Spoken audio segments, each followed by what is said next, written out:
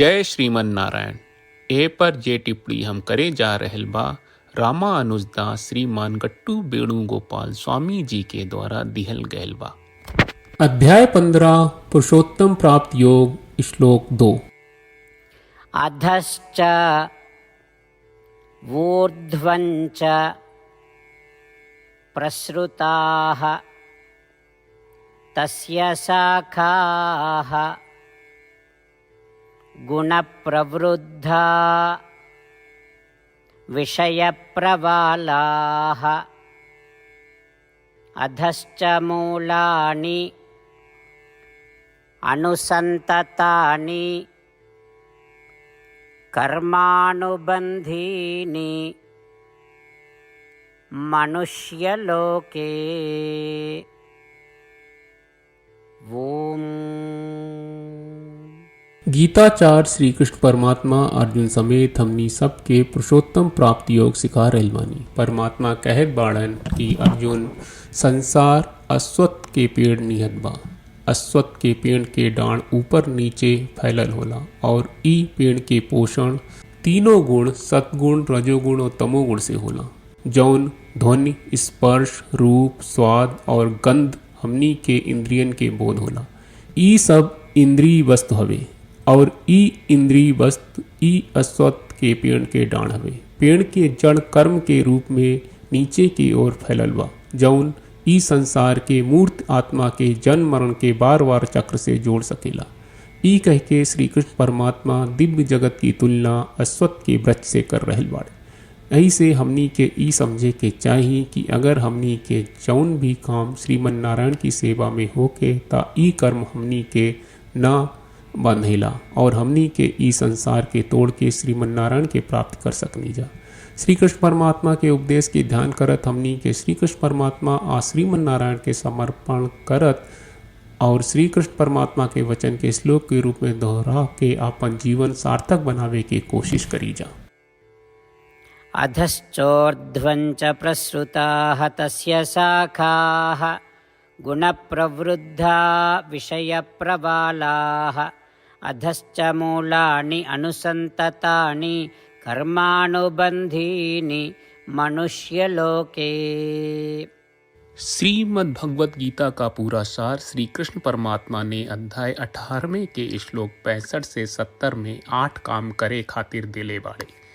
श्री कृष्ण कहले हम ओ लोगन से प्रेम करनी जो लोग इन 8 बातन के मान तारे। हम ओ भक्तन के हर तरह से रक्षा करब। श्री कृष्ण परमात्मा के द्वारा बोलल गईल संपूर्ण भगवत गीता सुनला के बाद अर्जुन कहले करिष्ये वचनम त्वा, जेके मतलब बा कृष्ण मैं उही करब जौन आप कही। यही कारण बा श्री कृष्ण अर्जुन के हर तरह के सफलता आ विजय प्रदान करेले। आई परमात्मा के आपन व्रत देई कि हमनी के ये 8 गौ कर्म के पालन करी जा। ई वचन परमात्मा के देवे से बड़न कौनो पूजा तपस्या यज्ञ नहीं। हम 8 प्रण कहब जौन हमनी के करे के चाहिए। आप सब कृपया इन्हन के आपन दिमाग और दिल में सोची। श्री कृष्ण के आपन वचन देवे के ई तरीका में हमनी सबकी कल्पना करे के चाहिए कि श्री कृष्ण का चेहरा खुशी से चमकत बा और खुशी के एहसास करत बा। जय श्रीमन नारायण। यहाँ हमनी के 8 वादा बा। हमनी के पहला वादा, हे श्रीमन नारायण आपका निर्देश के मुताबिक हम हमेशा तोहार ध्यान करब और तोहार बारे में सोचब। हमनी के दूसर वादा, हे श्रीमन नारायण आपका सलाह का अनुसार हम हमेशा आपका भक्त रहब। हमनी के तीसर वादा, हे श्रीमन नारायण हम आपन सब काम तोहरा सेवा के रूप में और तोहरा संतुष्टि खातिर करब। हमनी के चौथा वादा, हे श्रीमन नारायण जैस की आप माने के कहले रहलू, हमरा बहुत विश्वास बा कि हम आपके होई और हम हमेशा आपन दोनों हाथ जोड़ के आपके नमस्कार करब और आपकी पूजा करब। हमनी के 5वां वादा, हे श्रीमन नारायण हमरा के तोरा बात माम एकम शरणम ब्रज 1866 याद कहले, जहां आप हमरा के आपन का अर्पित करे का कहा। श्रीमन नारायण मैं हमेशा तोहरे शरण में रहब। हमनी के 6वां वादा, हे श्रीमन नारायण हमरा के तोहरा बात माँ सुचहा 1866 याद कहले कि आप हमनी के शोक ना करे का आश्वासन दे रहे बड़े, हम अब और शोक ना करब। हमनी के 7वां वादा, हे श्रीमन नारायण, आपने हमरा खातिर श्रीमद् भगवत गीता के वितरण करके हम सबके कृपा कहले और आशीर्वाद दहले बा। हम वादा करत बानी कि रोजाना कम से कम एक श्लोक पढ़ब या सुनब। हमनी के 8वां वादा। हे श्रीमन नारायण, आप गीता के पूरा मानवता तक ले गयलू। हम गीता में आपके दिव्य वचन के उन भक्तन तक पहुँचावे के प्रयास करब जे गीता से अपरिचित बा। हे श्रीमन नारायण, हम उई करब जौन तू करे का कहब। हम ऐसन व्यवहार करब जैसन आप चाहत बानी और हम खाली आपका खातिर काम करब।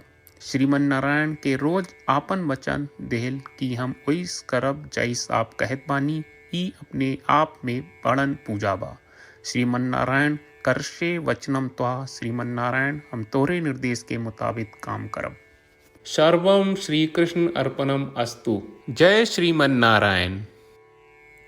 अधश्च ऊर्ध्वञ्च प्रसृताः तस्य शाखाः गुणप्रवृद्धा विषयप्रवालाः अधश्च मूलानि अनुसन्ततानि कर्मानुबन्धीनि मनुष्यलोके। ॐ